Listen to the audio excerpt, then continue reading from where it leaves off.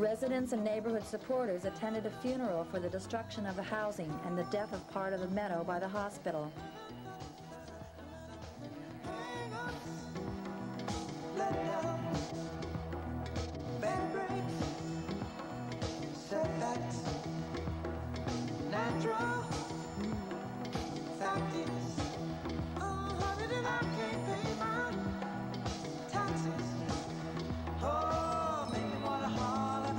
You know, the objective, by and large, is to grow bigger.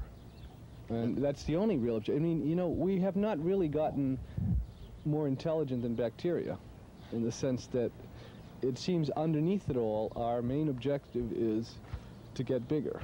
And that's it. Just more of us, more of everything. And we don't really learn our lessons. The one thing that the bacteria should teach us is that if you do that, you inevitably drown in your own waste. That's exactly the outcome, and we're well on our way to that. And I'm not just referring to ecological imbalance. I'm saying that in every sense of the word, it's a misplaced priority. Our priority should be, how higher quality life can you utilize all of these social systems to create for the individual that lives in this particular neighborhood? The hospital also broke the terms of their HEFA contract. HEFA, a state agency, grants tax-exempt bonds to institutions for construction. In the bond agreement, in the contract, it states that the institution receiving bond money should not break any environmental protection laws of the state of Massachusetts, particularly the Oil and Hazardous Waste Release, Response, and Prevention Act, which they did when they released the asbestos. HEFA also funds Harvard's MATEP, Medical Area Total Energy Plant, fought against by Mission Hill for over a decade. Back of the Hill and other community groups protested at Governor Dukakis's home against the misuse of taxpayer-subsidized funds. Get up, stand up for your right. Get up, stand up for your right. Get up, stand up.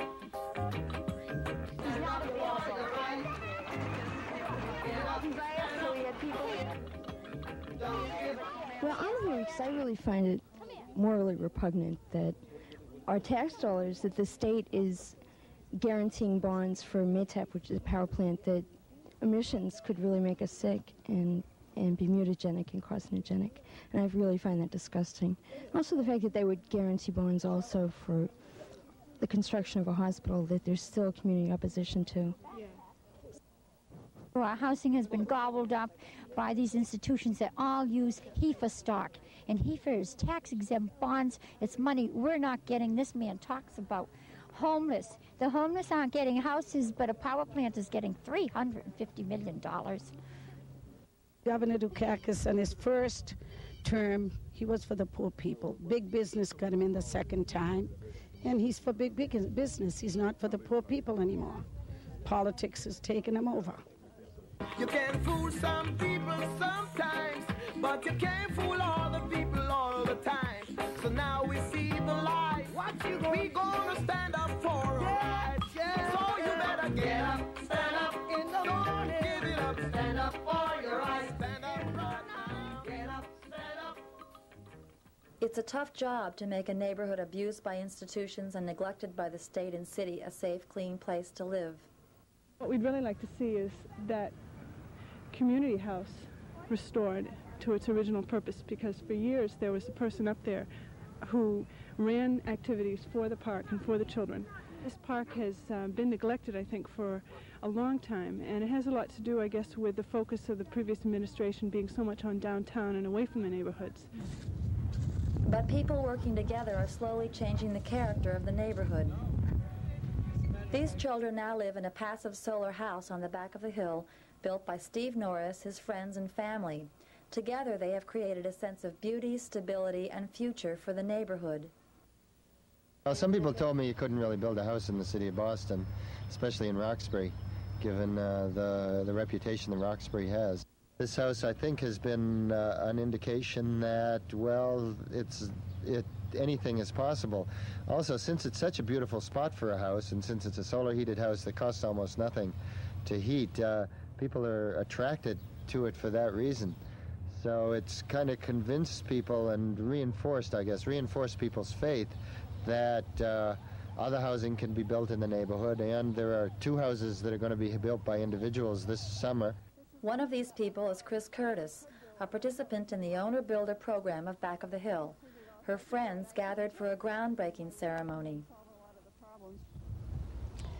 I certainly owe a whole lot to Back of the Hill organization, and partly because this is a real community project, and it was only with their cooperation and through them that I was able to get the land and do this.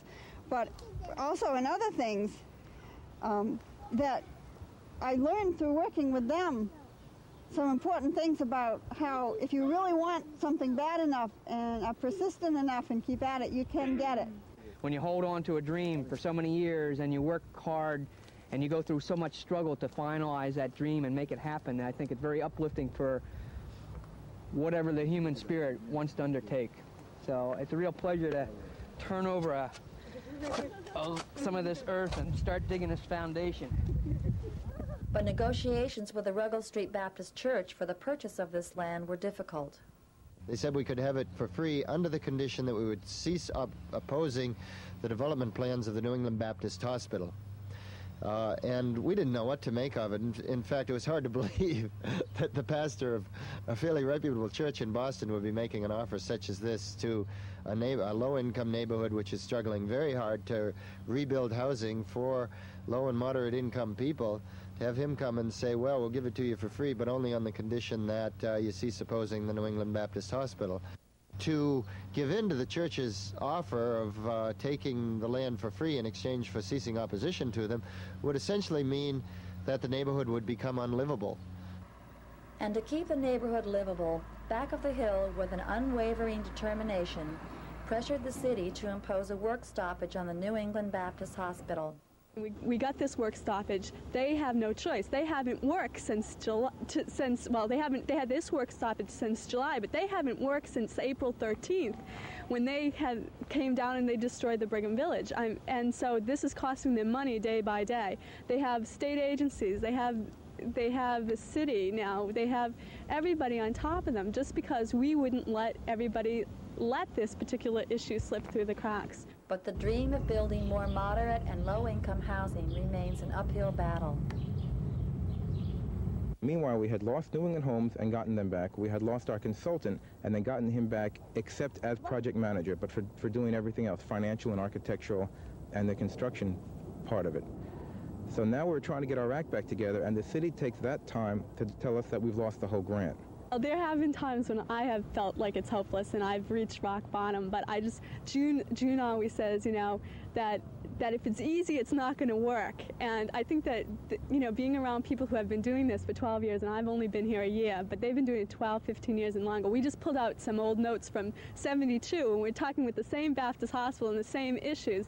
And if they hadn't done what they've been doing, just these small little day-to-day battles, there'd be a hotel and a heliport and a 600-unit doctor's office on the back of the hill, and there's not. And there's a potential that there's going to be low and moderate income housing. So I think that I've just learned that it's easy to give up, but that you can change City Hall and you can stop institutions and you can sit in front of the bulldozers. To me, it's the American way. Number two, I live here and I love it here, and my children love it here, and we want to stay here. We've been here just as long as they have, and I think we get as much right as they have to exist. Besides that, I pay taxes and they don't. I have more right than they do. We have a tremendous educational process to do with the people that are coming here. And I think we're going to do it, because I'm going to keep pressure until the last breath of my body. I've lived here all my life. There come time when people said, go, there's nothing going to happen. You can only run so far. And I've decided not to run from here, and I'm going to fight to stay here. I think you can do anything you believe is right, and we believe we're right. That's why we fight. That's why we have the courage of our convictions, because we are right. The time was made for you and me. This one